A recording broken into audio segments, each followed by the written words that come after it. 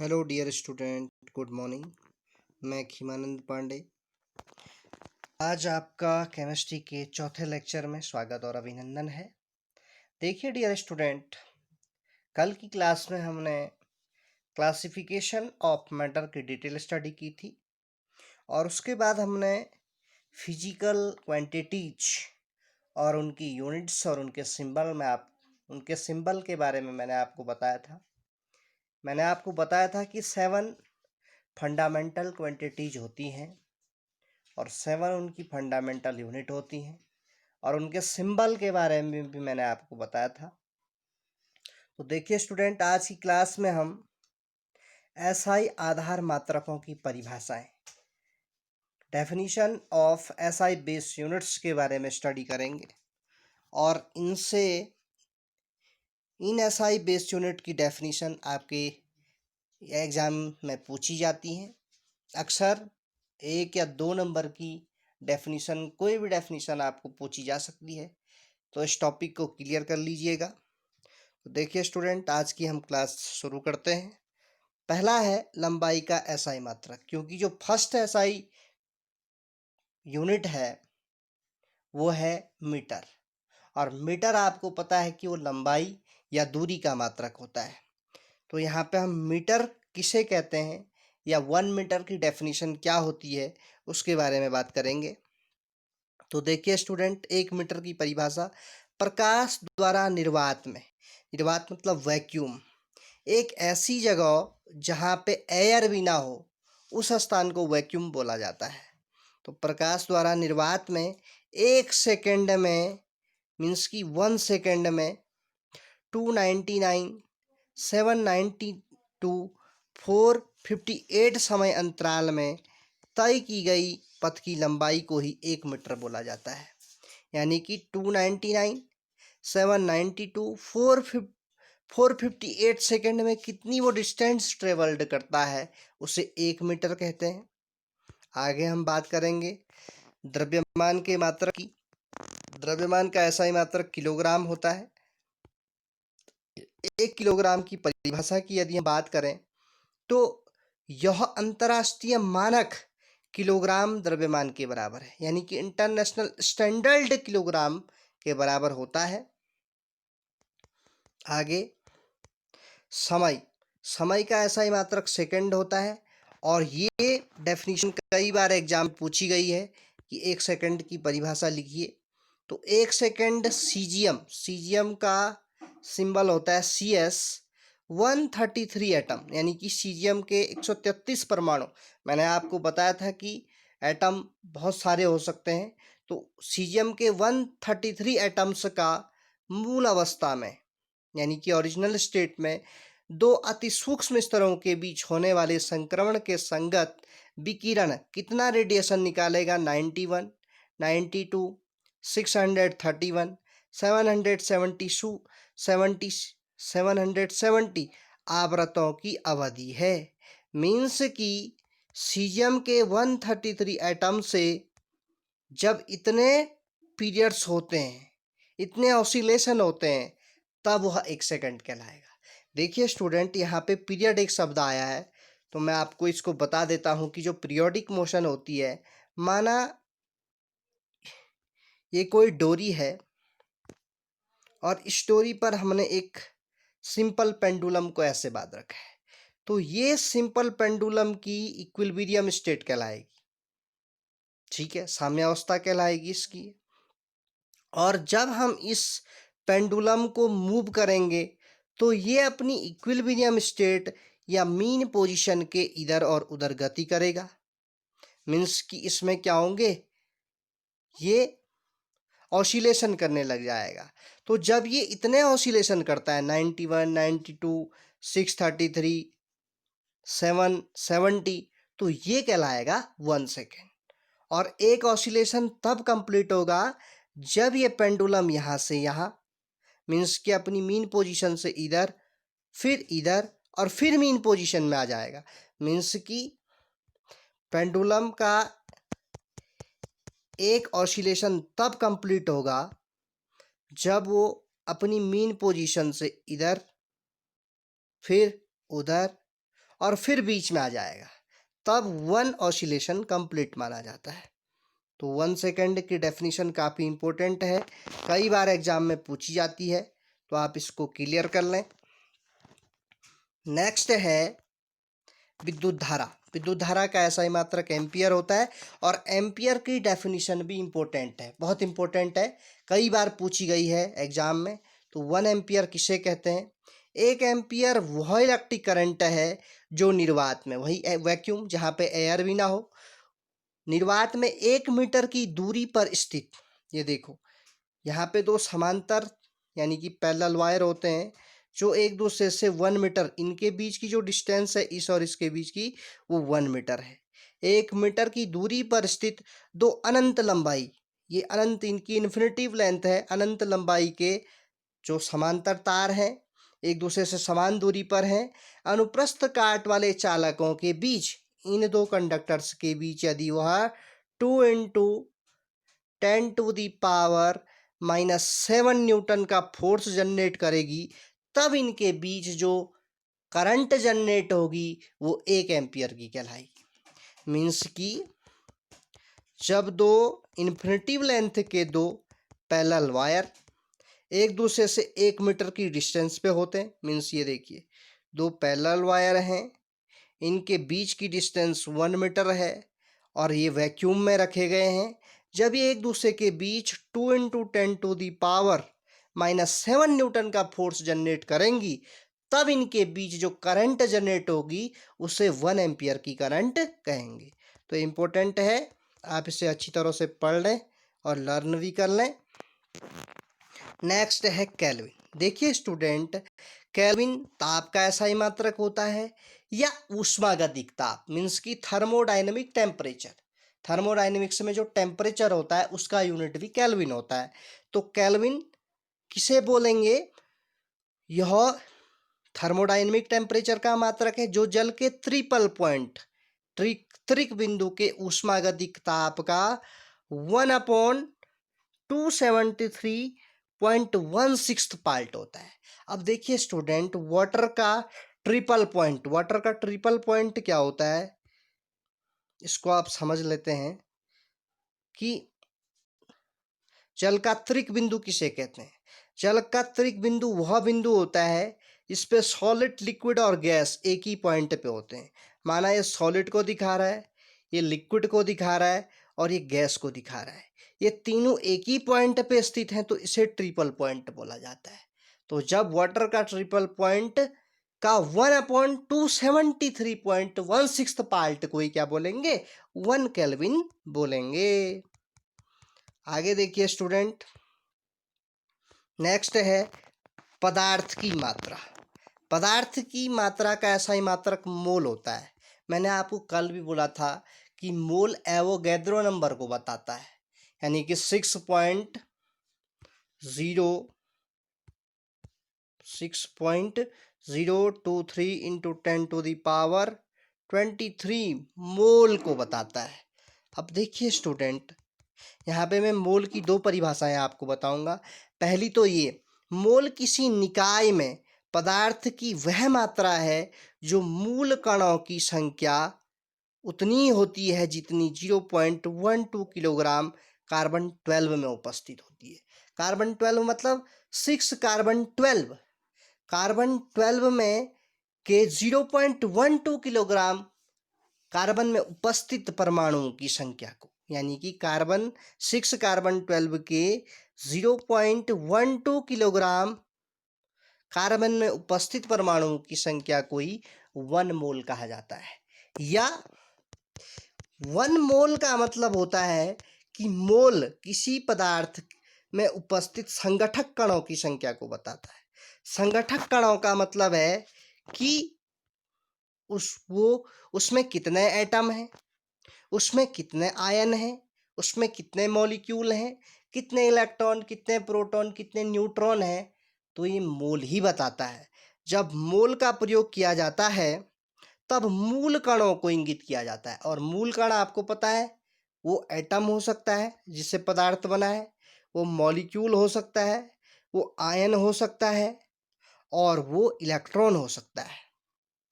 यहाँ पे बताया भी गया है कि जब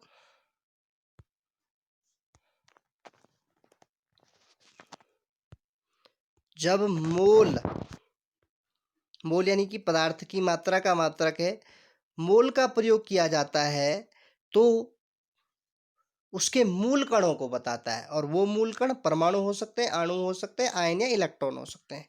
नेक्स्ट है आपका ज्योति तीव्रता, ल्यूमिन इंटेंसिटी। ज्योति तीव्रता का मात्रक कैंडिला होता है, और कैंडिला किसे कहते हैं यहाँ पे हम बात करेंगे। कैंडिला किसी दी गई दिशा में 540 इंटू 10⁻12 हर्ट्ज आवृत्ति वाले स्रोत की ज्योति तीव्रता है। ल्यूमिन इंटेंसिटी है जो उस दिशा में 1/683 यानी कि 683 वॉट पर स्टेरेडियन की विकिरण तीव्रता का मोनोक्रोमेटिक लाइट इमिट करता है। देखिए स्टूडेंट, मोनोक्रोमेटिक का मतलब होता है एक वर्णीय, यानी कि जिसका एक ही रंग हो, और मोनोक्रोमेटिक लाइट कहते हैं आपकी व्हाइट लाइट को, श्वेत प्रकाश को, जो एक ही रंग को बता रहा हो। ठीक है, वो मोनोक्रोमेटिक लाइट इमिट करता है, और किस दिशा में करता है, 1/683 वॉट पर स्टेरेडियन।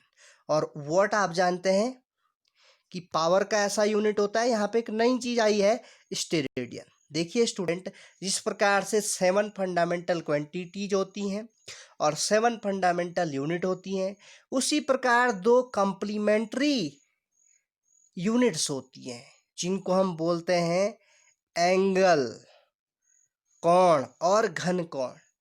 तो एंगल की ऐसा यूनिट होती है रेडियन, और घन कोण का ऐसा ही मात्रक होता है स्टेरेडियन। तो इतने स्टेरेडियन का वो इमिट करती है लाइट, और वो लाइट किस प्रकार की होती है, मोनोक्रोमेटिक होती है। तो इनको आप समझ चुके होंगे। इसमें 1 मीटर की डेफिनेशन इंपॉर्टेंट है, और 1 एम्पियर और 1 सेकेंड, इनको आप अच्छी तरह से याद कर लें। और 1 मोल, ये अक्सर पूछे जाते हैं, इनको आप अच्छी तरह से समझ लें और लर्न कर लें, ये एग्जाम में पूछी जाएंगी। नेक्स्ट है मास एंड वेट, द्रव्यमान और भार। देखिए स्टूडेंट, जैसे द्रव्यमान नाम से ही पता चल रहा है, किसी पदार्थ में उपस्थित द्रव्य की मात्रा, क्वांटिटी ऑफ मैटर, कितना उसमें द्रव्य या पदार्थ है, वो उसके द्रव्यमान को बताता है। और द्रव्यमान सदैव स्थिर रहता है। जैसे 2 किलोग्राम चीनी है, ना बढ़ रही है ना घट रही है, कांस्टेंट है।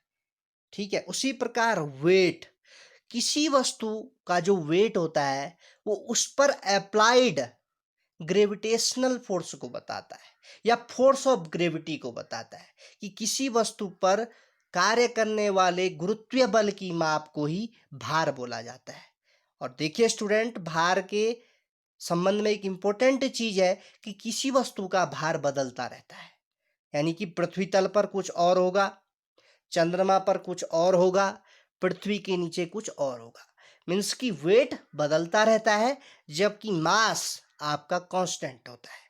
अब देखिए स्टूडेंट, वेट क्यों बदलता है, क्योंकि वेट आपके ग्रेविटेशनल एक्सेलरेशन पे डिपेंड करता है, और जैसे जैसे ग्रेविटेशनल एक्सेलरेशन में चेंज होगा, वैसे वैसे उसके वेट में भी चेंज होगा। द्रव्यमान का ऐसा ही मात्रक किलोग्राम होता है, आप जानते हैं, और इसे केजी से रिप्रेजेंट किया जाता है। नेक्स्ट देखिए स्टूडेंट, हम बात करेंगे वेट के बारे में। वेट मैंने आपको बता दिया है कि किसी वस्तु पर कार्य करने वाले गुरुत्वीय बल की माप को ही भार बोला जाता है, और भार का जो फॉर्मूला है वो है W=m/g। मीन्स कि weight equal to mass into gravitational acceleration. देखिए स्टूडेंट, यदि आपको पता हो फोर्स, आप फिजिक्स में भी पढ़ेंगे, force equal to mass into acceleration, जहाँ पे फोर्स और एक्सेलरेशन, वेक्टर क्वांटिटीज हैं, क्योंकि इनमें डायरेक्शन और मैग्नीट्यूड दोनों होती हैं। जबकि मास एक स्केलर क्वांटिटी है, तो देखिए स्टूडेंट, उसी प्रकार यहाँ पे एफ की जगह पे हमने लिख दिया डब्ल्यू, एम ऐसी रहा इंटू जी। अब देखिए स्टूडेंट, एम कांस्टेंट रहा, यानी कि फोर्स की जगह पे वेट आ गया, मीन्स वेट एक प्रकार का फोर्स है। और किस प्रकार का फोर्स है? ग्रेविटी, फोर्स ऑफ ग्रेविटी है, क्योंकि यहाँ पे एक्सलेशन की जगह पे, ये तो लीनियर एक्सलेशन था स्मॉल ए, अब यहाँ पे आ गया स्मॉल जी। स्मॉल जी बताता है ग्रेविटेशनल एक्सलेशन। तो मीन्स की वेट एक प्रकार का फोर्स है, और किस प्रकार का फोर्स है? फोर्स ऑफ ग्रेविटी है। ठीक है स्टूडेंट, इसको आप समझ चुके होंगे। नेक्स्ट हम बात करेंगे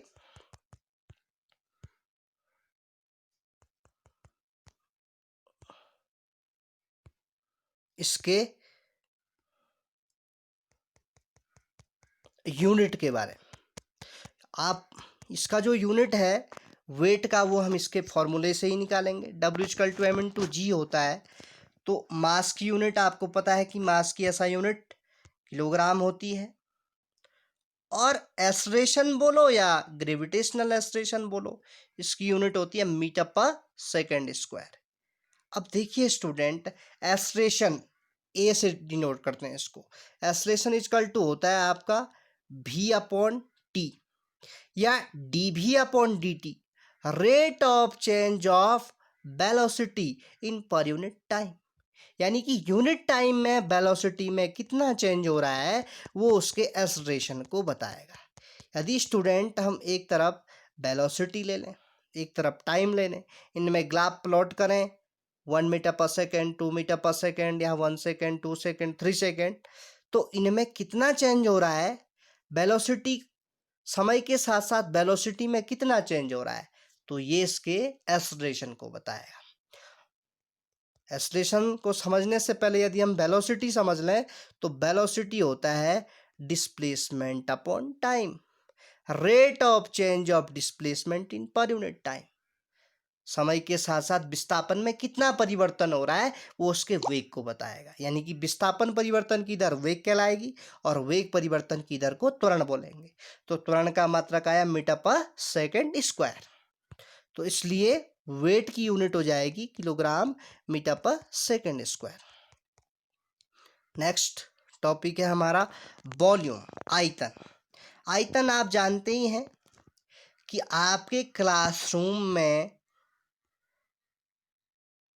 ब्लैक बोर्ड ने कितना एरिया कवर किया है, यानी कि कितना स्थान घेर रही है कोई चीज, पदार्थ द्वारा घेरे हुए स्थान को ही उसका वॉल्यूम बोला जाता है। और आयतन एक 3 डायमेंशनल टर्म होता है, इसमें लंबाई हो, चौड़ाई हो, ऊंचाई हो। तो इसलिए वॉल्यूम होता है length into breadth into height. तो आपने कल भी पढ़ा है कि लंबाई का ऐसा ही मात्रक मीटर होता है, चौड़ाई का भी मीटर होता है, और ऊंचाई का भी मीटर होता है। इसलिए इसकी ऐसा यूनिट हो जाएगी metre cube, metre into metre into metre, या घन मीटर हिंदी में आप बोलेंगे। इसी प्रकार देखिए स्टूडेंट, आयतन का ऐसा ही मात्रक होता है मीटर क्यूब। और लिक्विड का वॉल्यूम आपको मापना है, लिक्विड मीन्स की दूध का या मिल्क का आपको मापना है, ऑयल का मापना है, हनी का मापना है, तो उसको सबको आप लीटर में मापेंगे। जितने भी लिक्विड होते हैं उनका वॉल्यूम लीटर में मापा जाता है। आज का लास्ट टॉपिक है हमारा डेंसिटी। देखिए स्टूडेंट, ये आप प्रीवियस क्लासेस में भी पढ़ चुके हैं। Density, the rate of change of mass in per unit volume, यानी कि यूनिट वॉल्यूम में, यूनिट वॉल्यूम का, यानी कि यूनिट वॉल्यूम में मास में कितना चेंज हो रहा है। किसी पदार्थ का घनत्व उसके प्रति इकाई आयतन का द्रव्यमान होता है। यानी कि density equal to mass by volume, यानी कि वॉल्यूम और मास में कितना चेंज हो रहा है, या मास और वॉल्यूम का रेशियो डेंसिटी कहलाता है। या आप ऐसा कह सकते हैं कि यूनिट वॉल्यूम में मास में कितना चेंज हो रहा है, वो उसकी डेंसिटी को बताएगा। और इसकी एसआई यूनिट होगी डेंसिटी की, SI unit of mass upon SI unit of volume. Mass का ऐसा यूनिट आपको पता है किलोग्राम है, वॉल्यूम का भी मैंने आपको बताया मीटर क्यूब है, तो इसकी यूनिट हो जाएगी किलोग्राम पर मीटर क्यूब डेंसिटी की। तो देखिए स्टूडेंट, आज की क्लास में हमने definition of SI base unit की बात की, जिसमें मैंने आपको बताया कि 1 मीटर, 1 मोल, 1 किलोग्राम और 1 एम्पियर की डेफिनीशन इम्पोर्टेंट है। ये अक्सर एग्जाम में पूछी जाती हैं, तो आप इनको क्लियर कर लेंगे। साथ ही साथ आप डेंसिटी के बारे में, वॉल्यूम के बारे में, मास के बारे में और वेट के बारे में भी पढ़ लेंगे। धन्यवाद। आपका दिन शुभ हो। Thank you.